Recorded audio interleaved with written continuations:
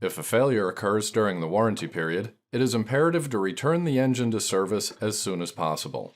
When the circumstances of a failure are understood, the decision to repair or replace can be quickly made. To better understand the failure, ask questions like, "Can you tell me what happened? Has anything like this happened before? Did anything seem unusual before this happened? How often do you use this mower? About how long does it take you to mow your lawn? When was the most recent service performed? And what was done at the last service? When did you purchase this mower? Where did you purchase this mower from?" Document any information provided in the customer's words, and be sure to verify the date of purchase. If equipped with an hour meter, document the hours displayed. Document the engine specification number and serial number. Document condition of the oil level and appearance, engine air filter, cooling system, and any other noteworthy observations.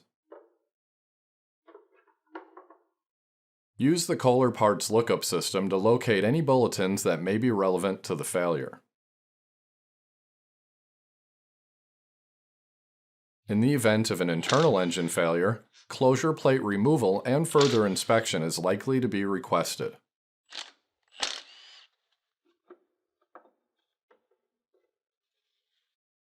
Inspect the camshaft and gear for damage. The camshaft gear is obviously broken in this engine. If a rod is broken, inspect the connecting rod bearing surfaces at the crankshaft. The connecting rods are not broken in this engine. Inspect the oil pump and confirm it can be rotated by hand. This pump rotates freely, but the gear has damage.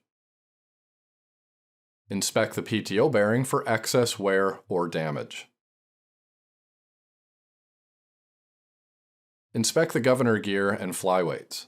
The governor components in this engine have been severely damaged. Take photos of any noteworthy observations and be sure the photos clearly illustrate the failure.